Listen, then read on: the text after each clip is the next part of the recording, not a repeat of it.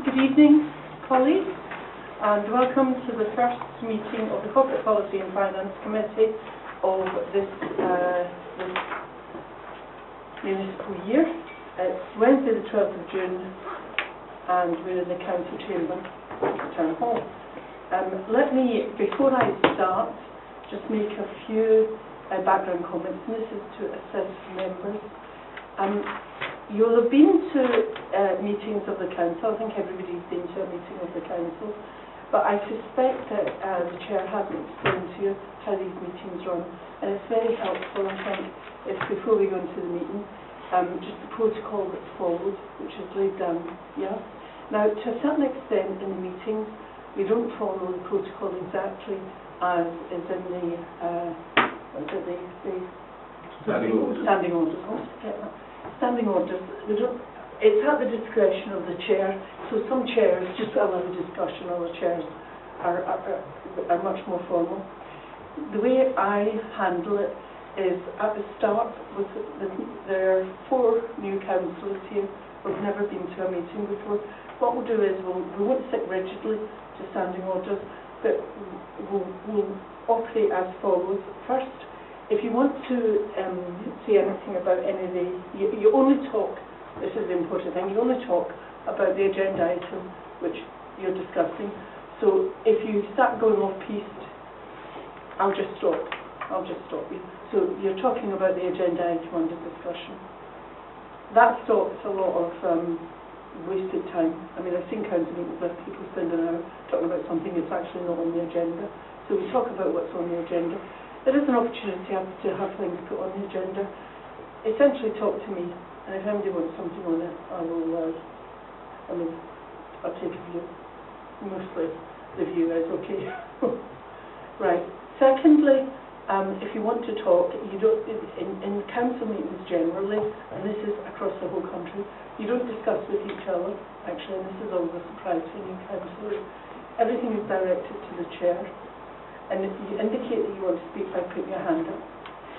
I will be keeping a constant list on each item of who wants to speak, and I'll just go round and everybody can speak. Now formally, you have to stand in, you can only speak for 3 minutes. We'll waive the standing. If somebody has got a lot to say, I kind of waive the 3 minutes. If somebody's hogging the room and it's absolutely clear that everybody else is just fed up with this, I will stop them. Yeah, we have had councillors in the past who, given a free rein, can speak for 15 minutes without pause, interruption, repetition. Yeah. So we have to be a bit sensible about it.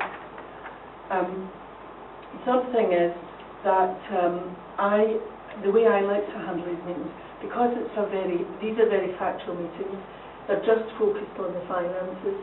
To a certain extent, when it's something that we're making a decision on, like a new policy, there is more room for debate and discussion, but this is, we're fulfilling our role almost as scrutineers on the finances to a great extent on this committee. So the first thing I'll ask is if anybody has any questions of content. So I'll just ask you, is there anything, any questions you want to ask about this?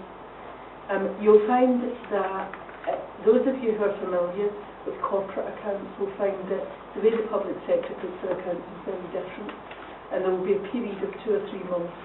It takes a while. It took me a good 3-4 months because I've done company accounts for so long that making the transition to public sector, the basis of accounting is different, and you'll get used to that as you move along.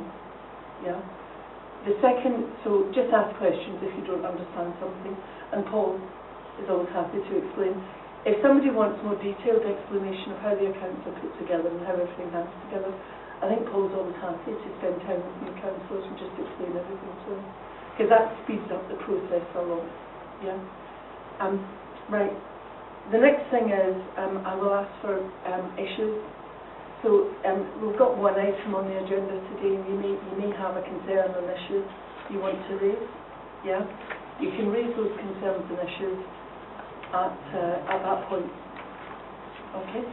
I waive until I decide not to, but the rules are you only get to speak once on each item. I actually, if people have a series of questions, I'm happy for them to ask it. What I won't have is people repeatedly making the same point, just so we know where we are. Yeah, and we have had this in the past. People keep coming back to something. They've already made the point, everybody's heard it. Yeah. Then we move to, there is usually a vote, and you have three options in every vote. It's basically, agree, don't agree, or abstain.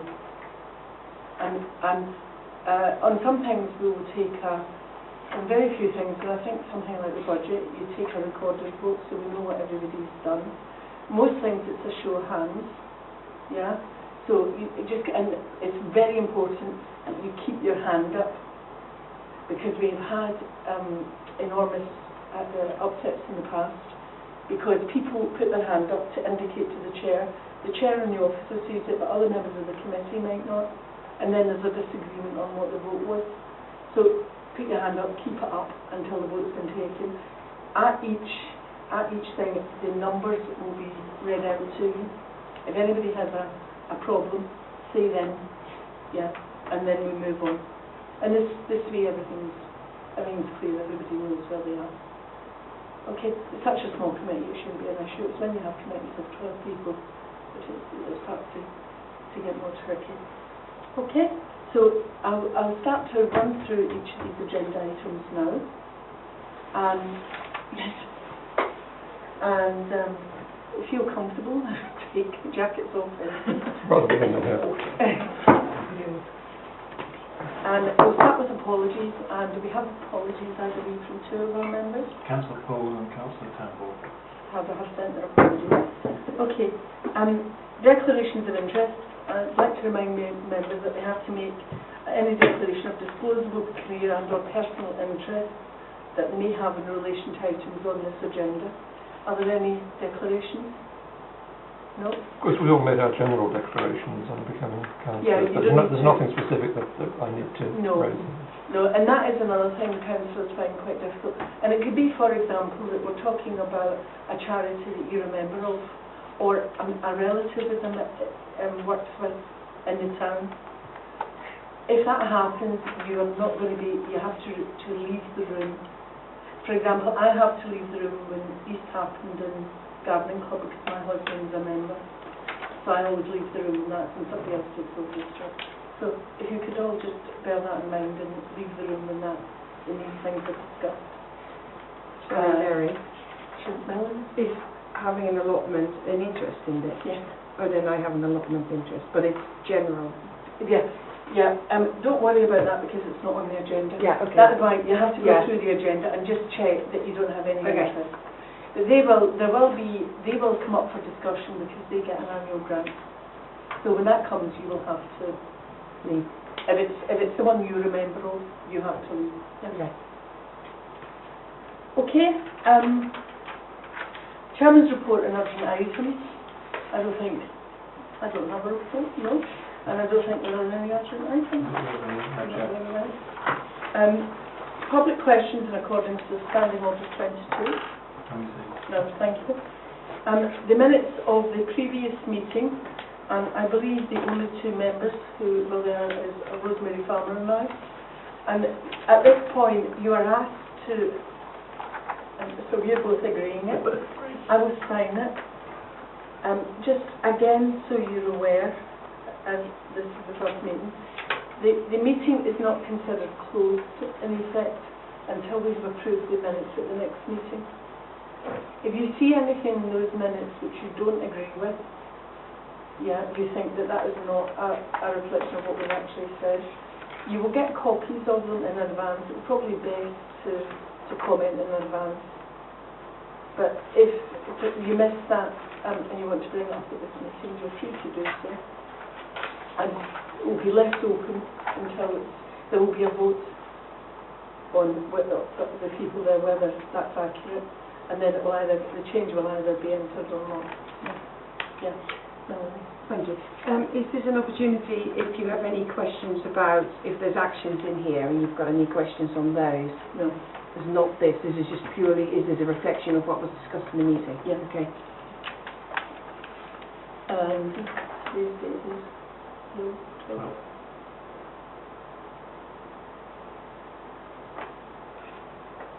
and this is a good point to tell everybody for the avoidance of doubt.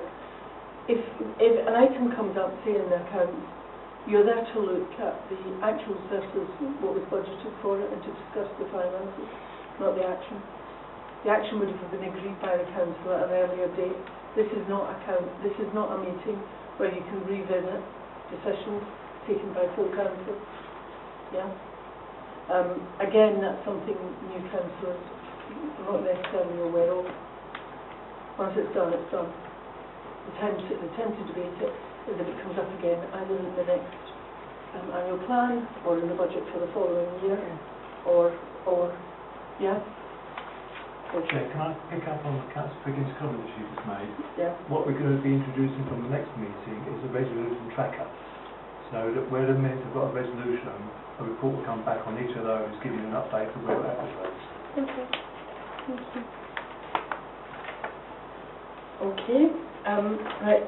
And then move on to agenda item 6. There are no minutes of meetings. There are 2 subcommittees to this committee, and they refer back to it. One now, which is nothing. Oh, there's one now. They've been amalgamated behind the times. They will come back to it, and we can also set up working groups to look at specific issues, and their minutes will come back to us for review and approval. Okay. Officers' reports.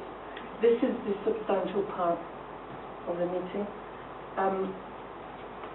7.1 is on page, in terms of reference and forward planning, you will find that on page 7. The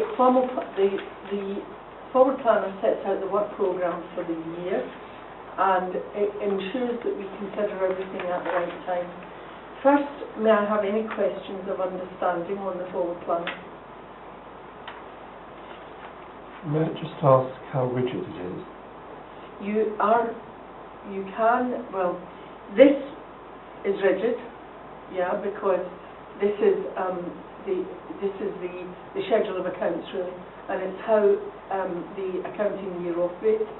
There can be other items added at the discretion of this committee. There will be a vote on any item proposed.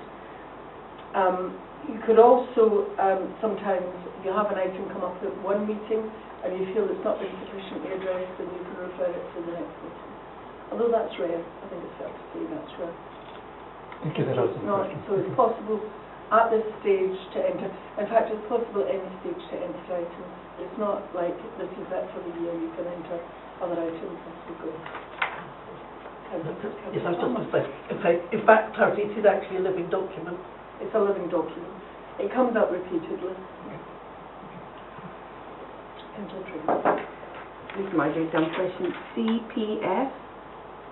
I'm not very good with abbreviations. Corporate policy and finance. Yes, okay. I'm really rubbish with abbreviations. Sorry. There was another one. Yeah, there was another one. NALC on the second page. HAPTC. They are the 2 organisations which we belong to as a parish council. The National Association of Local Councils and the Hertfordshire Association of Parish and Town Councils. So HAPTC is the local one that we introduced initially. The NALC is the national one, which is the governing body above those for each region. The reason for being a member of those is that they enable officers to keep up to date with changes in policy and practice more easily than because they provide updated information. If officers had to do it themselves, they'd have to spend an awful lot of time updating themselves on changes. Because again, public sector finance is an ever-changing thing. Practices are changing all the time. Councillor Farmer. As I say, HAPTC as well also is there for councillors.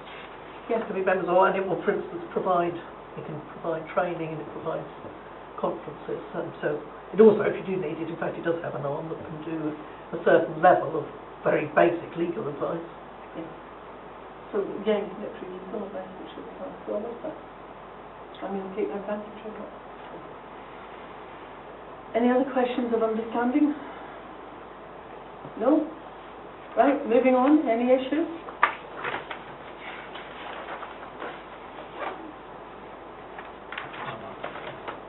Okay, before you say it, Councillor, would you like to add that?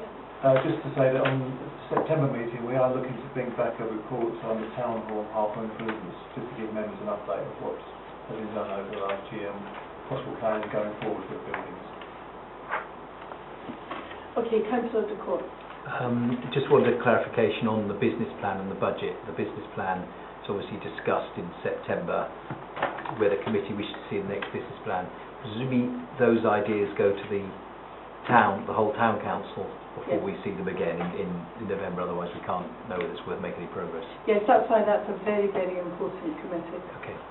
to attend. Now, what will actually happen is that the town clerk will give us a report which will indicate an initial view. So it's not a workshop in bringing ideas from us. It's reviewing what the town clerk puts forward and bringing forward any other ideas which members of the committee may have.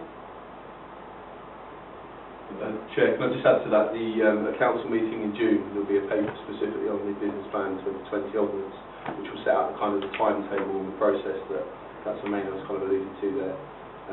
So which is broadly a timetable that runs through to the end of January, which is the point at which we approve next year's budget. So at the point of approving next year's budget, the suggestion is that we approve the next cycle of business plan as well, so the two things are aligned.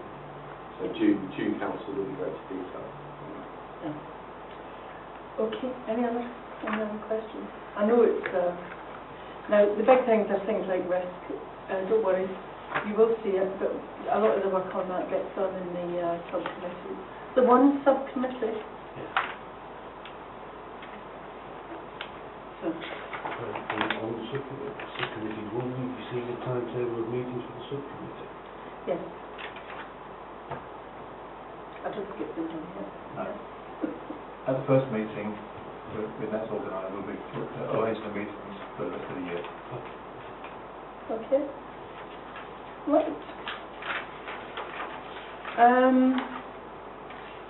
So if there's no other, are there any other comments on this? Okay, can I ask that we note and approve the corporate policy, the corporate plan for 2019-20? Have a show of hands, please. Right, thank you. That's unanimous. Moving on, item 7.3, CASTAD SLA monitoring. Sorry, Chair.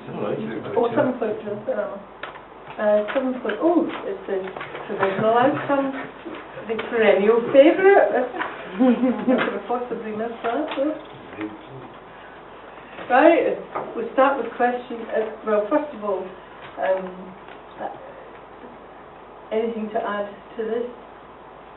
No, Chair, other than to say that this is a sort of a resume of where we're at for the last financial year. It's what we've based our year in the council on, and I've done all the returns based on these figures. The actual returns and the forms we have to sort of certify will go to council in June, but this is just a précis of that for this committee. Showing a bit more detail the actual budget lines that we've got and how they perform during the year. Right then, any questions of understanding on this?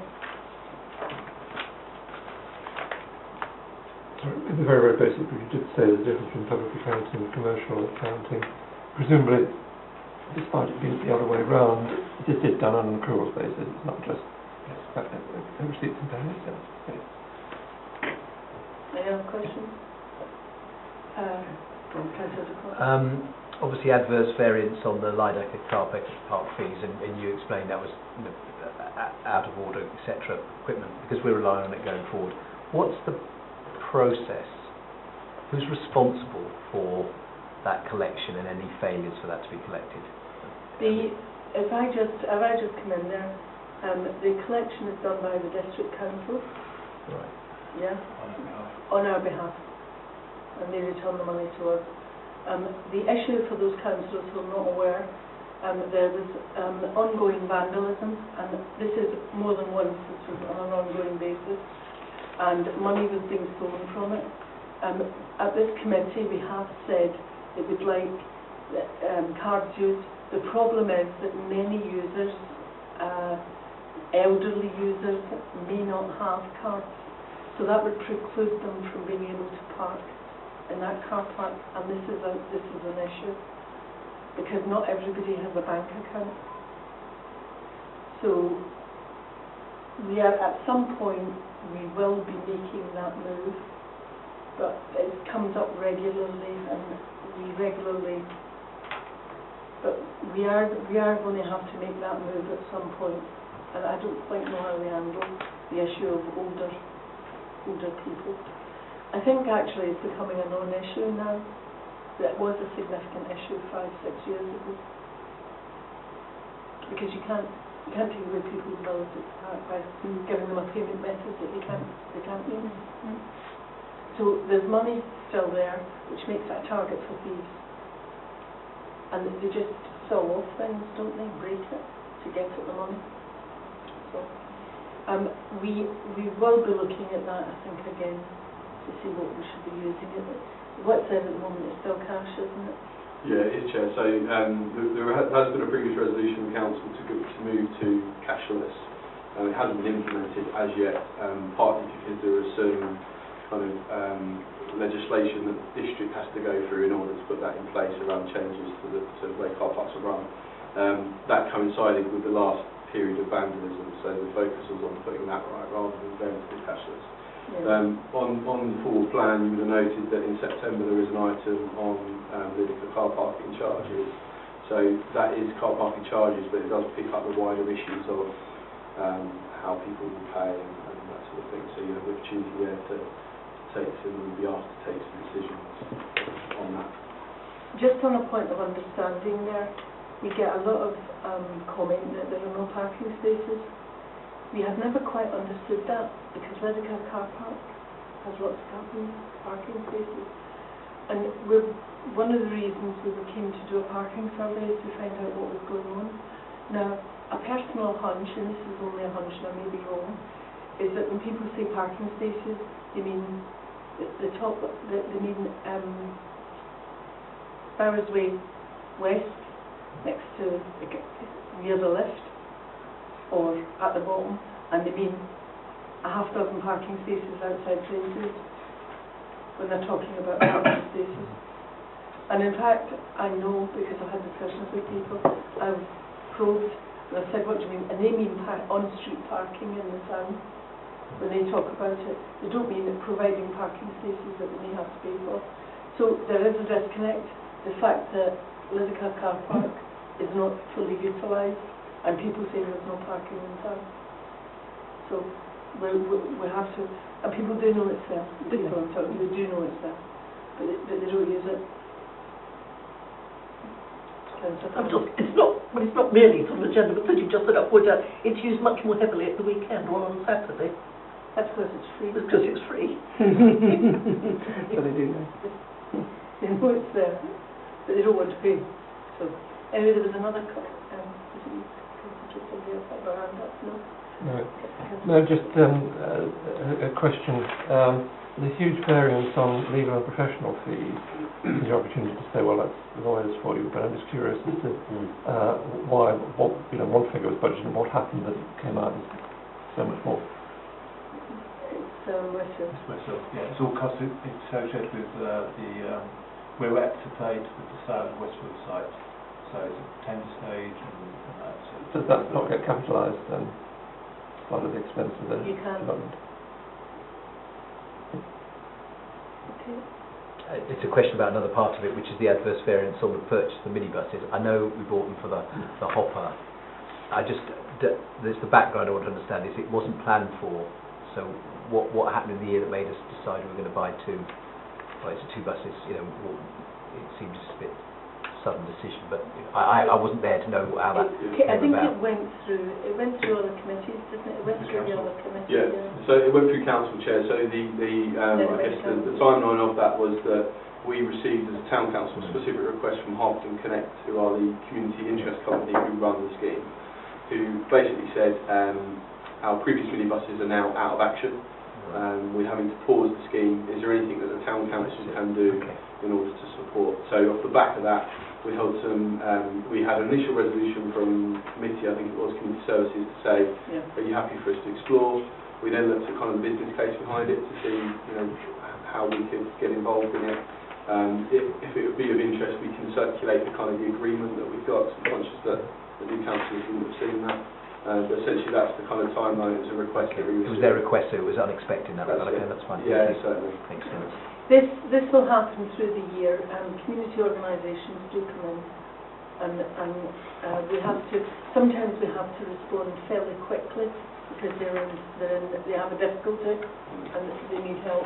And so we've even commissioned in the past special council meetings so that we can respond to this. Okay. Any other questions? Councillor Jones. Yes. Obviously the balance sheet comprises different levels of reserve. The general reserve requires covering expenditure between 5 and 7 months, which is quite a large variance potentially between 5 and 7 months. Do we have a policy as to what level that is actually held at? I think the policy is between 5 and 7 months. Okay. Because under 5, and you put yourself at risk, financial risk. Above about 8, 7 or 8, you're kind of hanging on to money that you could use for the benefit of the town. Correct. So may I come back on the point? If the precept is obviously received in single number, I believe, how do we then successfully maintain 5 to 7 months later in the year? Because the precept is most of the precept is directed to the budget, which is not in reserve. I've been doing this too long. Just to add something, Chair, it is very much guidance as well. There is no kind of statutory duty on us to hold at a certain level. So it's very much a balance for council to take when they're looking at initiatives. So, for example, the minibuses, that was the request that came through. The only way in which we could support that would be through a general reserve resolution at the time. So that would take us below the 5 to 7 months, but actually that's a decision for council to take to balance that up. In the case of the minibuses, in the end we were able to fund that through just general budget anyway, so it didn't have any impact on general reserve. So it is very much guidance. There is no statutory duty to it, so that's really important. So you would be extraordinarily unwise to drop below the 5 months.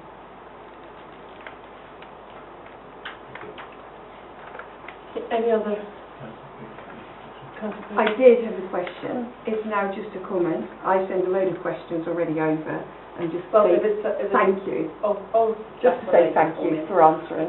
Much appreciated. And I don't know who to say this to, but I would really like to take the opportunity to have a briefing with you because I'm used to corporate accounts and I find it hard to find my way around. You'll find it harder. I was used to corporate accounts and charity accounts. I found it harder than people who are not used to accounts. Yeah, so I think it would be just useful to have this session. It looks different, it looks odd, yeah. So that would be, it's open to all councillors if anyone wants to go. Right, questions, we've had questions of understanding. Now, has anybody got any issues? I'd be surprised, to be honest. So, anybody? No? It's not the understanding, sorry. Yeah. Yeah, it's just to try and sort of understand going ahead when things change. We know at what stage do we gonna, when are we going to hear various things coming through? I'm thinking about things like it's not going to be within our initial budget, but then there's going to be the receipts from Westfield at some point. And I know there's a discussion already that's gone on about investing that money, but when does that discussion come up? That discussion will come up through the business plan. Okay. It'll come up through one, the business plan and various initiatives put forward to the council. Thank you. Yeah.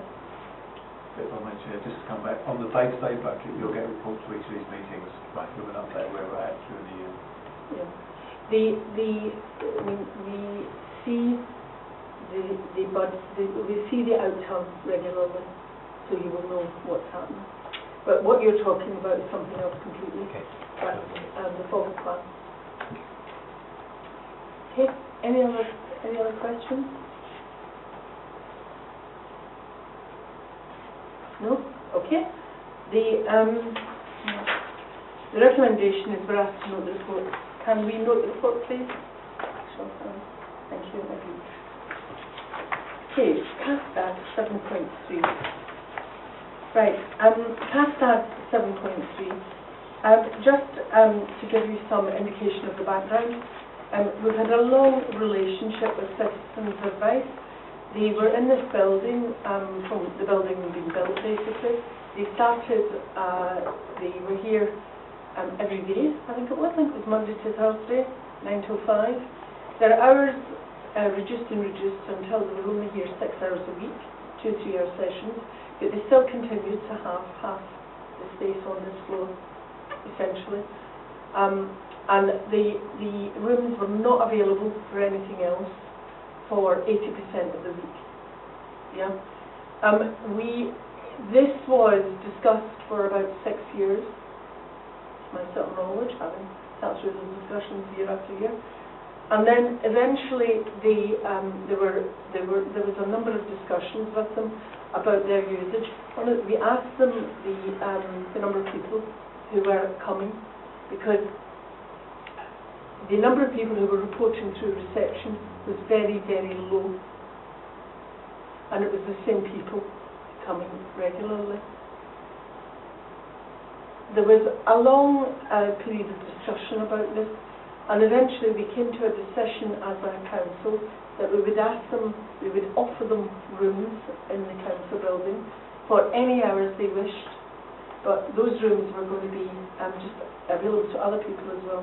So they could book the rooms out for any period, but they didn't want to do that. They wanted to have dedicated office, because as we later found out, they were using the rooms mainly as files, for filing. So they had extensive filing in both of the rooms they had. And they wanted to retain that.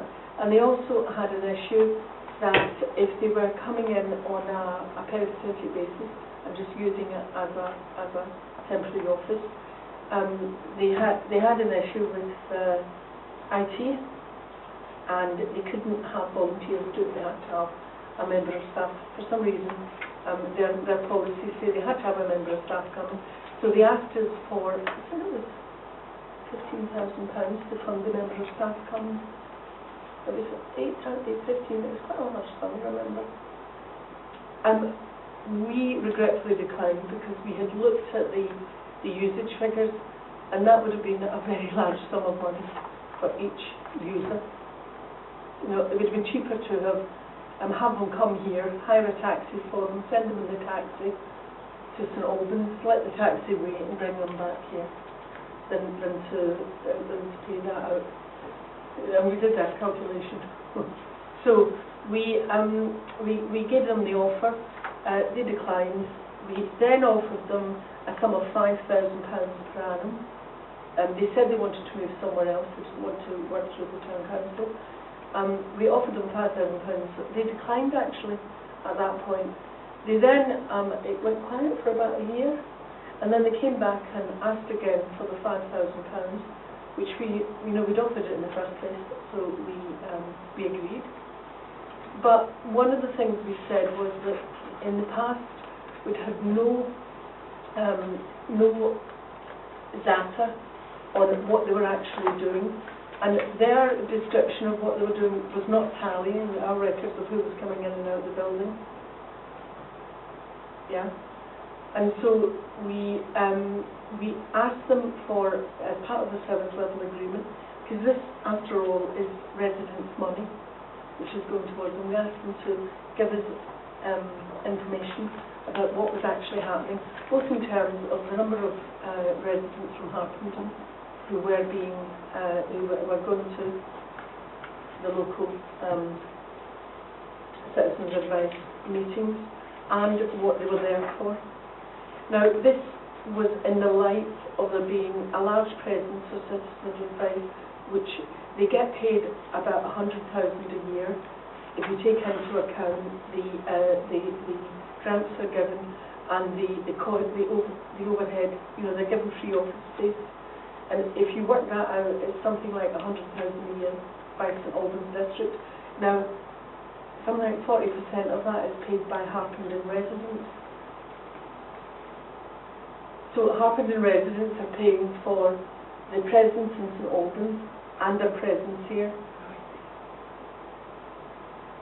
And therefore we need to justify that, because that's double taxation for the same thing. So we have to, for our own sake and in terms of good governance, justify that they are actually providing a service for the people of Harpenden, given that the people of Harpenden could go to St Albans and get it there. So they very kindly agreed to give us service level information every year, which is what you're saying here. Now, you have to bear in mind this is the annual, this is their annual figures, and they are seeing, they saw last year, how many people? It was 252, was it?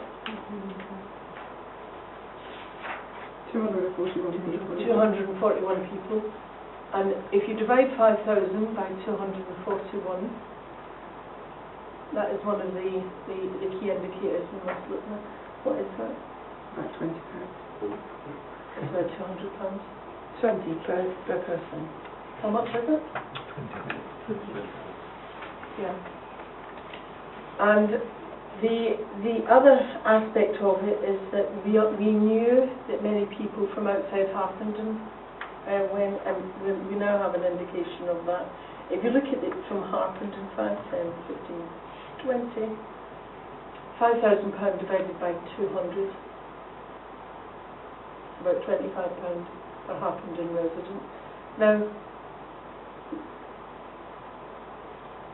yeah, it's marginal, you know. I wouldn't say don't do it for that, but it's just marginal. Particularly if the advice is given to people who really need help. Yeah? Councillor Figgins. Thank you.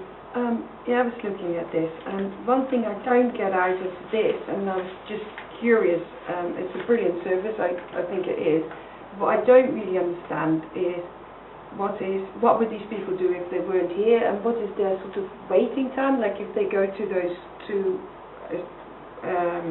the Citizens Advice Bureau, wherever it's located, do they have to wait? Is there more demand? Can they cope with demand?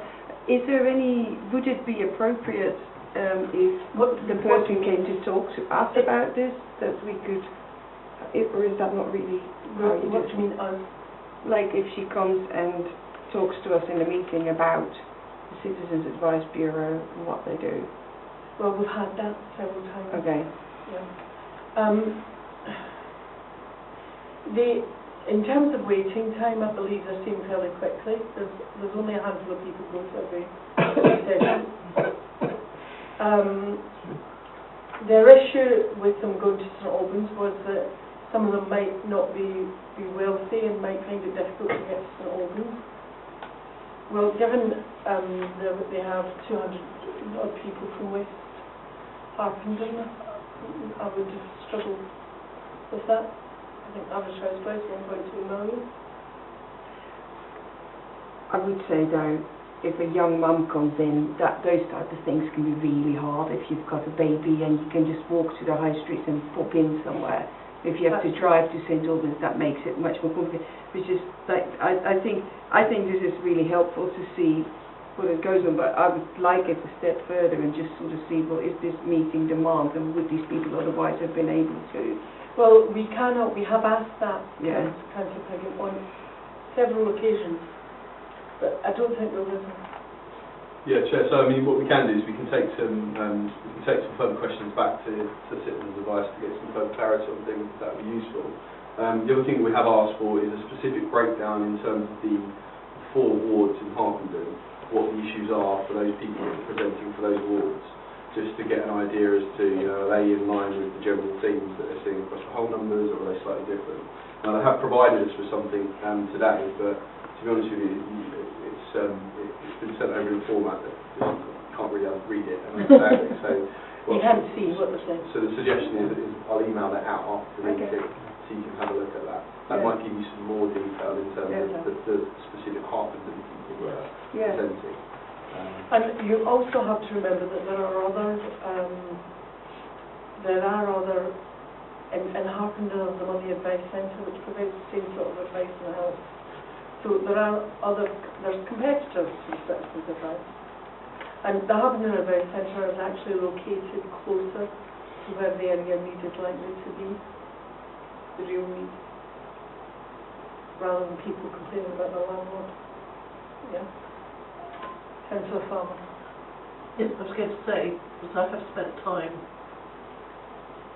with them, with CNB, or Cataract now, get used to changing names, installments, because I can't, from that, extrapolate out of that a view exactly what they're doing In Harpenden. in Harpenden. I do know that they do, when people go to them, yes, the process is fairly quick, and people can make an appointment on the phone, and then if they need to refer them on to elsewhere, they will do so. But certainly, as a district as a whole, the biggest single area where they will be giving advice is on areas such as benefits and universal credit and that sort of thing. And just as a comment, it'll be interesting to see when, presumably, I guess it's scheduled for this month, they move into the Salvation Army, whether that's see an increase. Because one thing we should not Testing them. forget is there are areas of significant need in Harpenden, people with serious issues, yeah. But having talked with many of them, they've never given me a Citizens Advice. Maybe actually I might have got some good advice from them. But there are significant housing problems, there are significant benefit problems, there are access problems for children, there's a huge swathe of issues in Harpenden, and if this organisation can help those people, it would be really welcome. Just a comment and a question, please. I mean, the comment is, actually, if they're not seeing the right people, then maybe being at Salvation Army will make them more accessible, a more natural home for them, perhaps, which is a good thing. Well, if it's a bit too easy for people who are worried about the tax that they're paying their nanny to go to them, Well, you know. Yeah. But my other question is, I apologise, I'm a bit confused about what it does cost us, because we're talking about whether it's £20 or £25 per resident, but actually, if it's only the 5,000 overall, then per resident Per resident. it's not worth Oh, talking per about. resident it's nothing, it's per user. Or per user. Right, okay. Well, in a sense, that's their problem, not our No, it's problem. not, it's our problem because it's our money. But it's not a lot of our money. I would say 5,000 could do, you know, there are other ways you could spend that money. And there are other organisations that might help.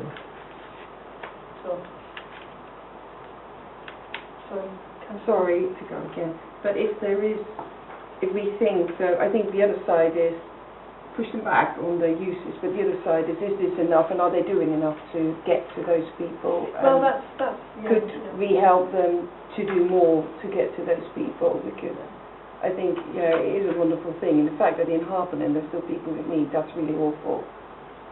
Because there's plenty of people who could help. Well, they don't, but yeah, I agree. Yeah, Chair, could I just add something, and this is partly, I think, linked to what the committee is discussing now, but also was one of the concerns when this was first kind of approved, and that is that what impact is the Harpenden hub, let's call it, having on the St Albans hub, in the sense of, are the 241 individuals that are now going to Harpenden the people that are no longer going to St Albans? So therefore, we're actually not helping to see more people, we're just helping to create capacity in St Albans for the rest of the district.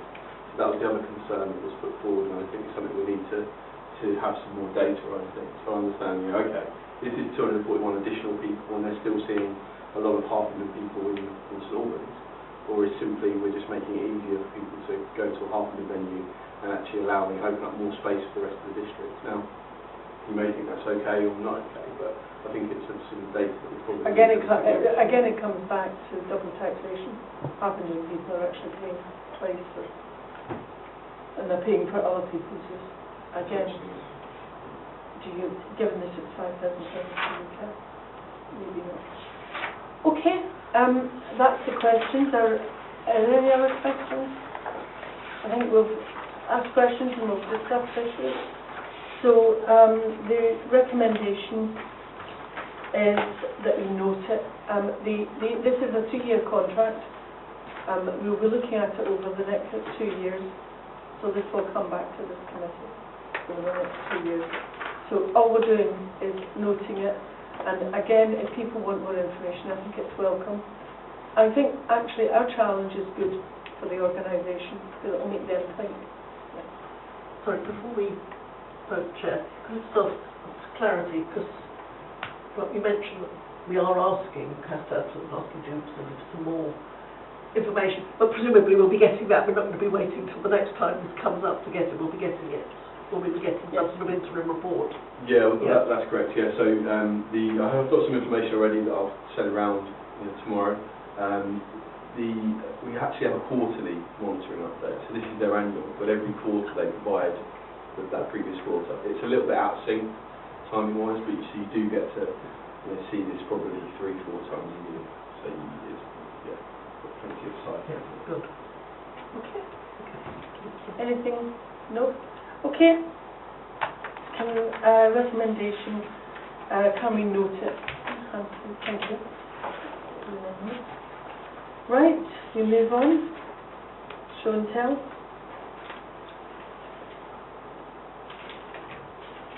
Commercial income, we're going to get a presentation by Mr. Cheevers, who will tell us all about how we're raising commercial income.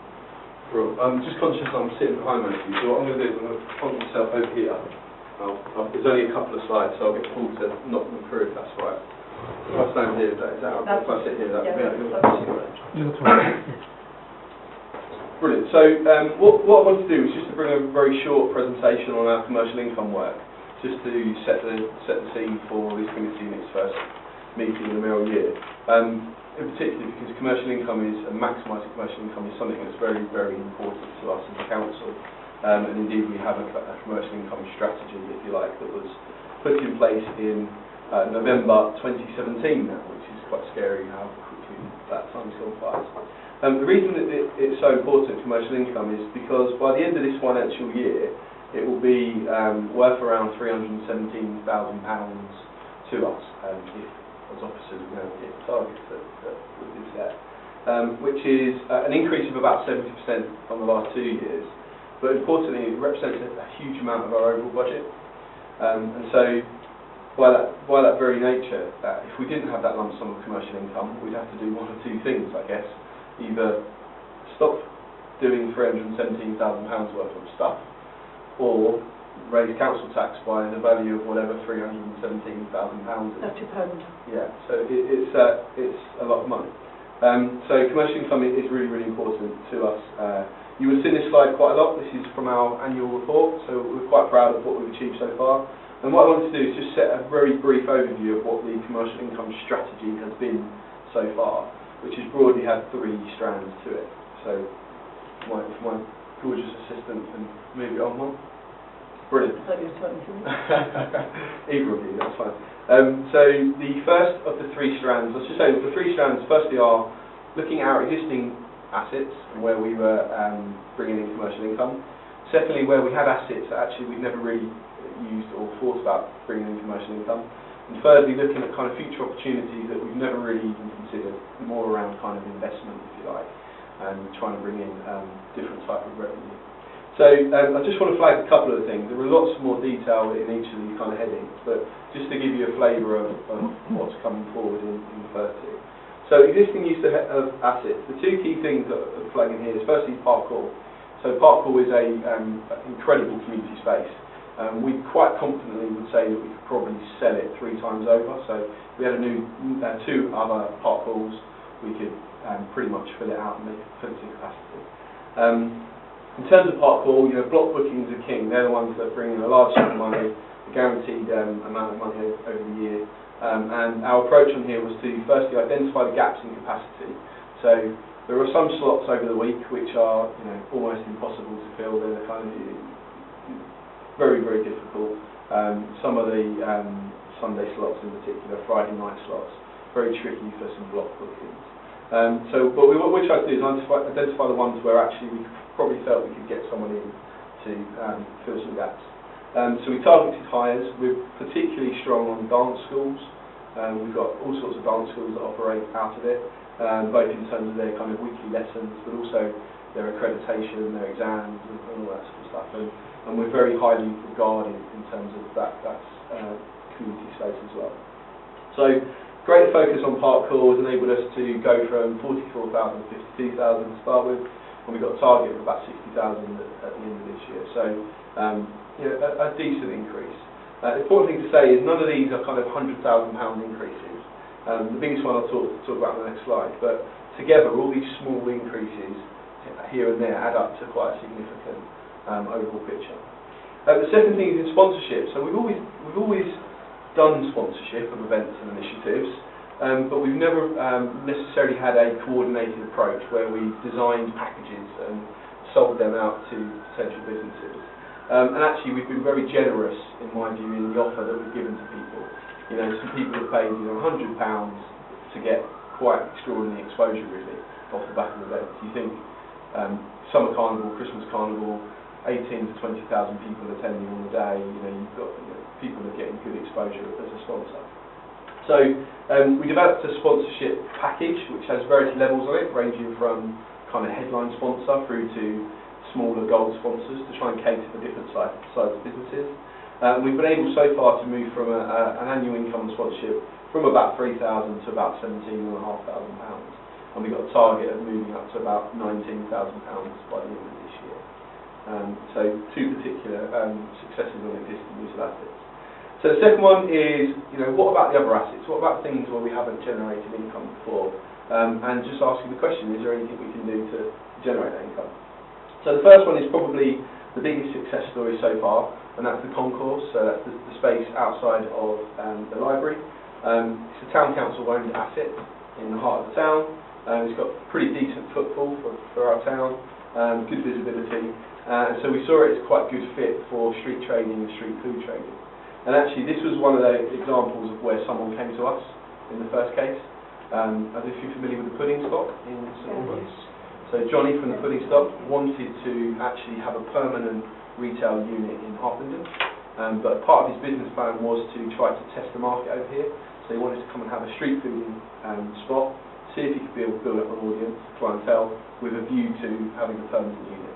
So the council at the time was really keen to embark on a pilot on the basis of it could bring in commercial income, but also potentially we're encouraging a local businessman to take up one of the empty retail units as and when they might become available in the town. So Pudding Stop was one of the first successful ones, and at the same time we launched with Emilio's, who provides Mediterranean food and now coffee street food trading. So Emilio's is still with us. Pudding Stop has kind of moved on to pastures new, but is very, very keen to find a unit, and I understand very nearly had one, but it fell through late on. So this has been particularly successful. We've gone from nothing through to about £29,000 that we've secured each year so far, and our target is up around £35,000 this year. We've got capacity at the moment to have 4 traders, and we've got effectively 3 at the moment. So we've got 2 Emilios and 1 the Little Orange Van, which is a recent addition of Smoothies.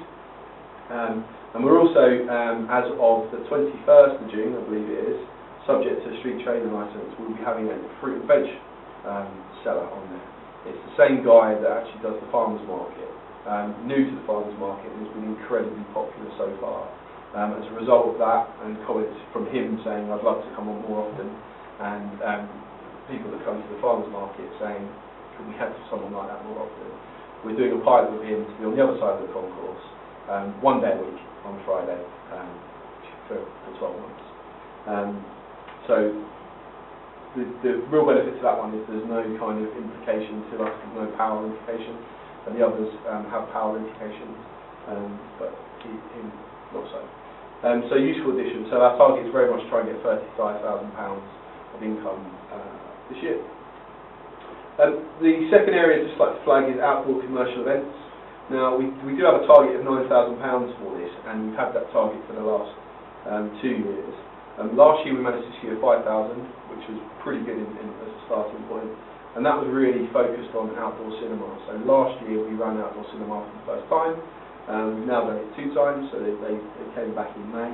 And really, the idea behind this was actually outdoor cinema is incredibly popular. They're kind of all over the place now, actually. Lots of spaces are doing it. There's no cost to us. We allow them to use the common. It's a nice setting, and Loom Cinema were very keen to give it a go. They came over the first time. We managed to agree a good deal that got us £5,000. Two-part deal. We get guaranteed £1,000 every night, regardless of how many ticket sales, and then we get a percentage of ticket sales on top of that as well. So partly we get a guaranteed income, but partly, the success depends on who turns up. So we help publicise and get people to that. So particularly successful. And there's other outdoor commercial event ideas that we can look at over this year and beyond. And then the third one is quite a practical one, is circus tender. So actually this is probably on the wrong slide thinking about it, because the circus tender was a previous commercial income that we had. And we came to the end of our 3-year deal, so we run a 3-year deal. We put a new tender out. We had quite a lot of interest. I think we had 5 potential contractors, and we managed to negotiate through from £16,500 over 3 years to a new deal for £30,000. So again, not an insignificant amount of money to keep boosting the commercial income. Is that a new circus, or is it? It is, yeah. Yeah, so it's a new... So it's a new circus. Yeah. Yeah. So the way we operate that is through our contracts and tenders. So we put out a specification. It's essentially a blind bid. So the circus companies put back their best offer, and we assess against that. So we assess against the price, but also we look at quality as well, because it could be dangerous just going for whoever offers the most money if what they offer is not very good. So we were able to do a good deal on that, which obviously went through committee and council, which is very positive. Still to do, or the kind of the other investment side of things. So we have got a resolution through Community Services Committee to expand the farmers market to the stretcher road that runs between Barclays and Lloyds, and we are currently working through significant paperwork at county level to try and make this happen, to get the necessary road closures. We can put a minimum of 12 stalls in there. We'd like to start with 12, just to see how that goes. You could effectively have 12 on each side, you could probably have up to 24 there. And we're looking at additional income of somewhere between £3,500 and £5,000. Will we be looking for those that they will be doing different product from the other market ones? Because obviously what you don't want is a load of duplicated. Yeah, so we have a policy for farmers market traders that we don't say no competition, but what we do is we don't want 20 candle sellers, off the top of my head example.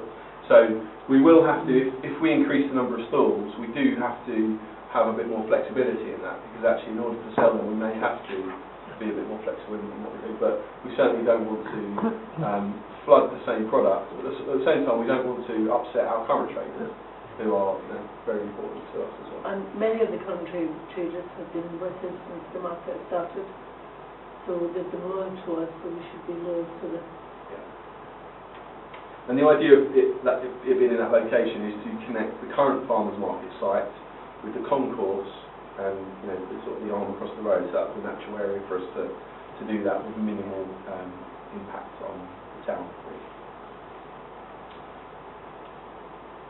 Sorry, Carl. Go for it, yeah. Just my geography is bad here. Yeah. So that's further south, just slightly further south to where it is currently. No, so it's over the other side. If you've got Barclays and Lloyds, Barclays and Lloyds on the other side of the road. West side of the road. Opposite, if you're standing at the concourse, if you cross the road, where the notice board is, so that small stretch of road on there. that side. Yeah, Okay. with the florist and the hairdressers, I think it is. Yeah.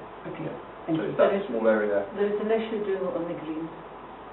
Yeah, it's okay for special events like Christmas, but there is an ongoing issue because of the warmer money. And the other consideration when the decision was made is around car parking spaces. It's actually, the further you take it down, the more impacts on the number of spaces you take out of town. So parking is obviously an issue locally. So that's the area that has the minimal impact in terms of expansion. So we're very keen to still get that in place as soon as possible. It is subject to getting the necessary road closures sorted. So that's the battle we're having. Ice cream concession. So we do, in a similar way to the circus, we have it's currently a 5-year tender with an ice cream provider. So where you see the ice cream provider parked outside opposite the common here, that's us. He also has a number of sites around the town that he can use, and he also has exclusive use at certain events, so big events in the town. So it's quite a lucrative deal. We get £10,500 at the moment. I'm confident we can get a lot more than that. I think we might have undersold ourselves many years ago when we did it. The new deal is actually up from next April, so we'll be launching a tender for that. I think it's important to look at some of the side towns elsewhere and how much to the council's work. Definitely, Maybe out of order because it's not on the finances, but actually one of the problems with the ice cream seller is old diesel engine pumping out fumes all day long. Yeah. Just disgusting. Yeah. So one of the things that we'll be looking to put in the specification for the next tender is something that addresses that.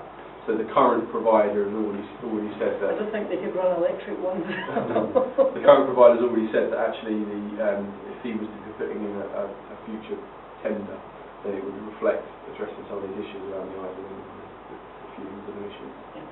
I think there's some successful work done in and around London with ice cream bans specifically around that, as I understand it. I'm not an expert. You just need to have a freezer. Sorry? You just need to have an electricity point, doesn't it, for the freezer? Yeah, but that's not that difficult on the con. Yeah, so we would need to provide an electricity point. Yeah, and that would cost 150,000. Because you have to dig everything up. Okay. Where do they get it on the concourse then? So on the concourse we have electricity provision already that's linked to the Christmas light displays. So we, And that's what I was going to say. Can we have next to the ice cream van also a coffee van for mum and dad, please? The concourse costs a significant amount of money to put in the electrical infrastructure. So even quite short spaces to put in the electrical infrastructure costs a lot of money. Yeah. So that's ice cream concession, and then the last one to flag there is around the capital receipt, which has come up earlier on.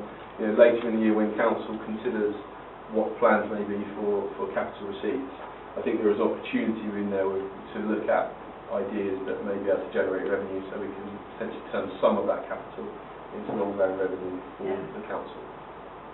Just to confirm, that is the receipts from the sale. That is, the affordable housing scheme. No, on that, sorry, you can probably even put my hand up. So hold on, okay. Sorry, I didn't raise it when we were going along, but the street sellers outside Boots, there is a contrary point of view, and 2 points. One is that it's actually very untidy for Harpenden. That's one point. And the other point is that it's cannibalising the shops. The shopkeepers not only pay their high rents, but they actually pay their rates, whereas these guys are getting the vans are going to get a really cheap deal. The point I think you have to bear in mind is that we do not get rates. They go to government, central government. Yes. So the second point is that if it's untidy, that's life. I think as many people value having the. Is the untidiness rubbish, or is it just them being there? A bit of both. I haven't had any complaints about rubbish. Yeah, I mean we've had this. I think it's fair to say the street food in trade on there has been well received. I think there has been some comments from residents from when we first started it, but minimal amount. I think add on to the business point as well. So at the very start of before we even took the recommendation and council approved even piloting this, we have a business forum that meets roughly every quarter, which we try to bring together as many independent businesses and other businesses as well, independents in particular. And this was an idea that was pitched to them, and they were very supportive of it. They see it as an added part of the vibrant high street in many respects. So we haven't experienced those negative comments. We haven't. One of the things you could always look at is if you look at other towns, and you look at maybe places in the continent, you'll find that there will be in a town square, say, there will be more than one coffee shop. There will be more than one, and in fact, the traders quite like that, because if there's more, it tends to attract more business in. So they see it actually as, and then sometimes a good thing. It's like Harpenden used to have no restaurants to speak of. And as they grew, more came, and it becomes a bit of a hub for people. People know they can come and go to a restaurant. They don't see, they're not, in a sense that they're competing, but they're not. It's helpful to have more of them, because it becomes more leisure oriented. Just a brief one. In terms of the untidiness, because the two concessions out there are, quite stylish old-type vehicles. So I think that's a bit more appealing. Obviously, we wouldn't want to see food carts, for example, out there. So I think it is a matter of making sure when we get concessions in there that they are appropriate to the area.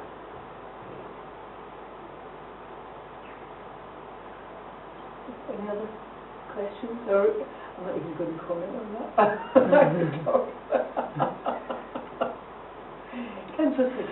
Thank you. It's interesting to hear the comments about untidiness. I'm coming from the total opposite side. I think it's brilliant. It allows me to take my kids into town and they can run around whilst we have a coffee. It's lovely. I would even go further and see if we have the capital receipt, see if we can invest some of that money to make it attractive to have more. So like maybe somewhere for the kids to hang up a little climbing frame, or mum and dad have a coffee or street food, or have those electricity points. I don't know if that's something we can know to have in our minds to think about. The electricity isn't an issue. The climbing frames might be, because it's kind of used, the concourse is used. Not on the grass, I was thinking. Anything to, it's just an example, to make it more permanent tables or anything to make it more attractive. What you're saying is make it more continental and make it more an area where people can congregate. Yes. The one thing I have noticed is the lack of tables and chairs. Yeah. But people do use it as a route through, so you always have to be conscious of that. Yeah, but if we have a sum of money coming in, it's something we can think about. Yeah, I'm but not saying we have to do it. About table and chairs, you just tell the retailers to do it. Put that down, actually. No, they put them out. Yeah, Chair, so they started to put it out. Why did we spend money when they have to say? Only if it's permanent fixture to attract more of those. You wouldn't want street permanent, no, you wouldn't want permanent, because it has to be cleared sometimes for other purposes. Okay. Anything else? No, that's just to note that update really. Well, just generally, I think it's going brilliantly well, and I'd like to thank the officers, because I know it's your hard work that's making it go brilliantly well. Thank you. Right, moving on, agenda item 7.5, website review. So this is a really short one from me. Again, I think it's 3 slides, I think. Just really to give the committee a heads up of a piece of internal work that we're doing that will lead through to some recommendations and a report to this committee in November, I think. So we have instigated a website review internally. It's something that's set out in our business plan.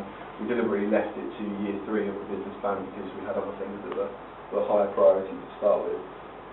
But we started this internal review and we started to ask certain questions about our website. And it's the sort of things you would expect. So what do our communities need from the website? What do we have to have it do for us? We do have statutory things that we have to present on the website. having looked at those two sets of needs, does our current website meet the needs?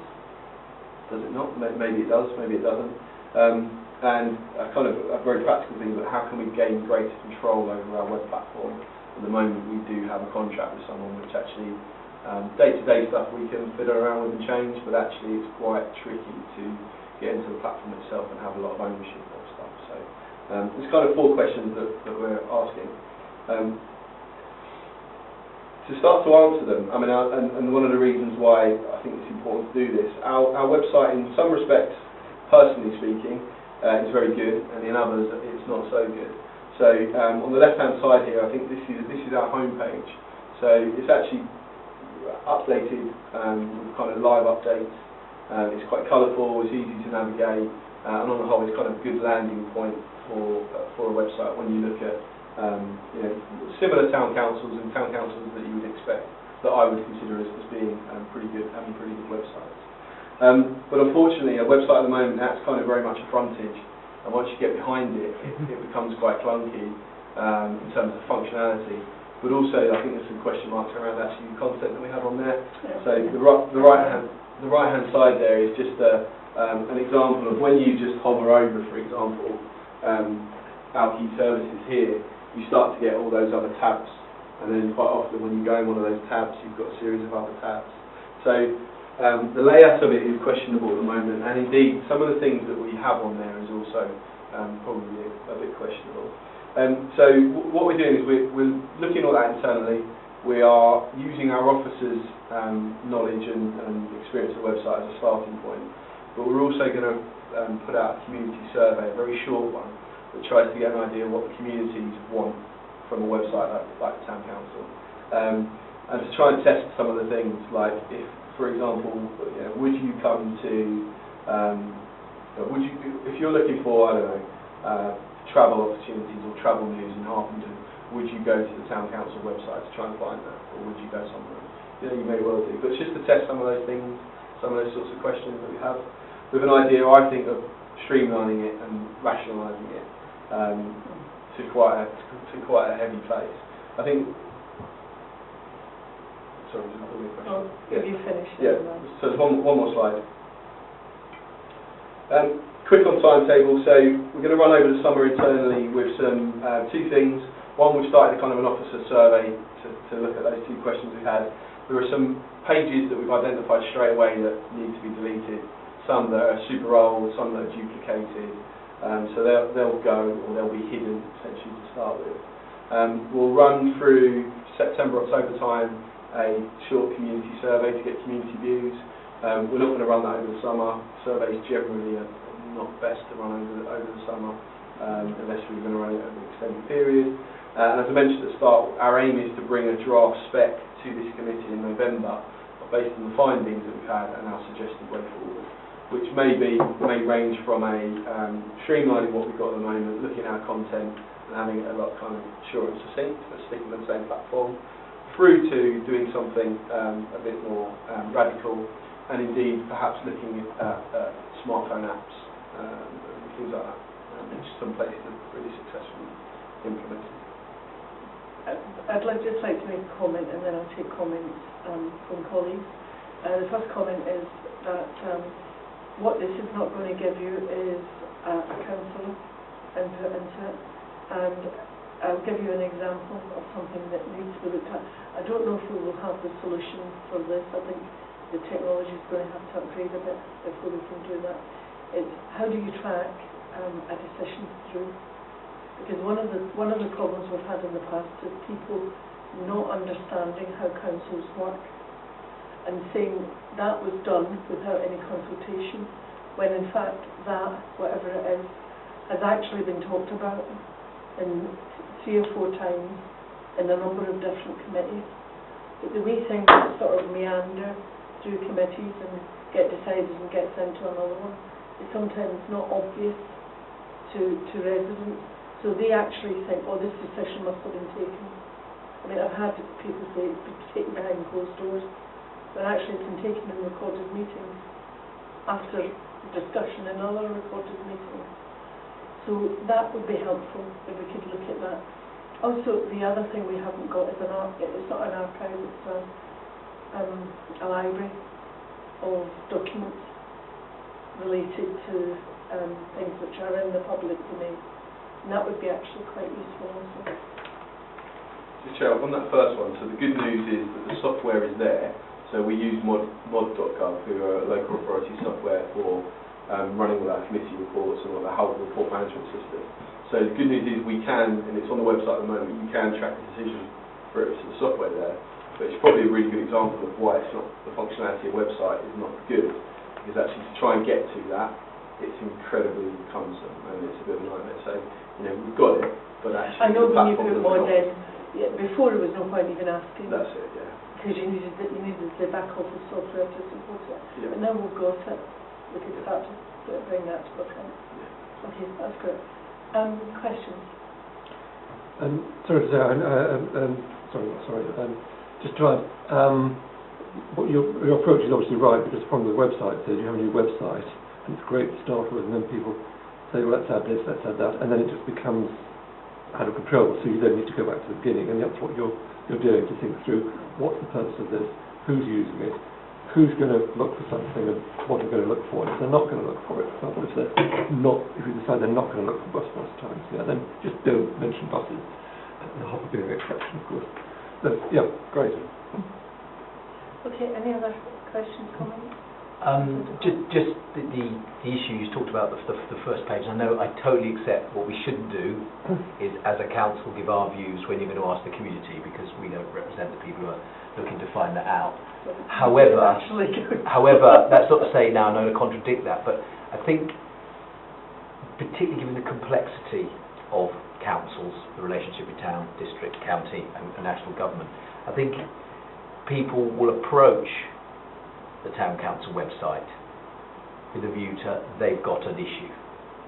Now, it's easy to say, well, it's an issue about potholes, it's not us, and I think it should just be more, when it's redesigned, more welcoming.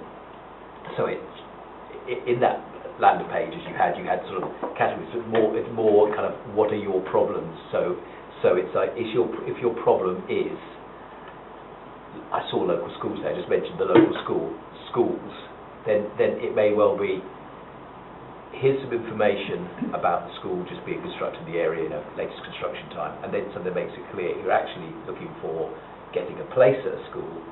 You go to the county council and there's obviously a specific link, and so it becomes a place where people arrive and get a lot of the value comes from where they're quickly sent to where they should be. Obviously there are some things that are very relevant to us, if farmers market or something, they stay with us, and I just think that might help us a little bit with that long-standing problem about, again, decisions. So why has that decision been made? Why have those people in the town council agreed to do this when it's clear that it's completely outside of our remit? I don't know whether others agree. You've put your finger on a very good point, councillor, because that's going to become the bane of your life. Because most of the questions you will get asked, actually, as a town council, you have absolutely. That's why we introduced it, yeah. Yeah, maybe it's happened already. The problem is that the other councils are also moving, and it doesn't mean to say we don't attempt with something like potholes, we address them to the pothole line, and they can just click through. But the issue is that the other councils are moving their website all the time, their websites. The district website, for example, has been upgraded during the summer. And if you start linking into them, you've got quite a big job, because you're going to have to constantly monitor what they're doing and monitor the links. So this is just a word of warning, because I actually know what's happening. County have upgraded their website. I shouldn't think they'll be doing it for a while. But districts are about to do another one. So any link you put into district will disappear. But a phone number, at least at the start, that the structure should be there. I totally accept the warning of links not following through. But if you thought through when the district council does settle down, it'll take some time, but you've got the capacity to do it. But if you think the link is very unstable, you can certainly make the statement that it's a district council responsibility, and the name of the officer responsible is, or whatever, and the phone number.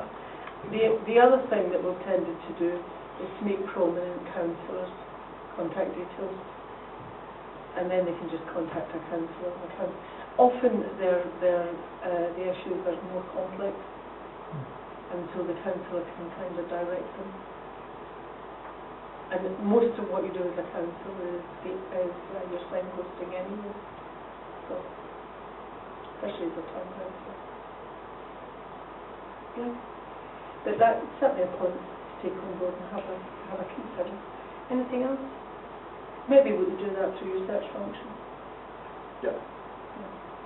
I would comment on that the search function is something that needs to be reviewed. For example, when I was looking at standing for the council, I thought I'd find out who the existing councillors were. So I searched for something completely innocuous on the council website, which was the word councillors, and it couldn't find anything. That's a long-standing complaint. So I think, Chair, if there will be one recommendation in November, it will be to sort out the search function, because I did actually, I was going to do a screenshot of, I typed in Hartland neighbourhood plan today, because I know there's so much on there, and I was actually quite embarrassed by just the one link that came back, so I didn't even put it out there, but it's quite right, the search function is not very good. We've almost got too much on there, which I think baffles it in some respects. May I ask what we pay for web hosting and platform? Well, off the top of my head, I don't know, that's fine, I don't know, Paul, can you aware? It's about £150 a year. It's not, £150? yeah, Well, no wonder it's not very good. yeah. So, yeah, the money we spend on it is not the issue, it's the access of you getting Yes, but the company. if you get a decent platform, you get better functionality. Yeah. Okay, any other questions? There's a new programme on ITV. So if there's no more questions, we didn't have any actions on either of these presentations. I'd just like to thank the clerk. Sorry, Roddy, if I may. Sorry? You've got a question? I have, please. I note that the two oral presentations were not formally received or noted. Is that because they didn't apply to be? Yeah. Thank you. So thank you. That's absolutely excellent. And gave it all food for thought. So we'll go away and come back with anything new. And I will say good night to everybody. There is no exempt business. So this is the end of the meeting. Thank you very much.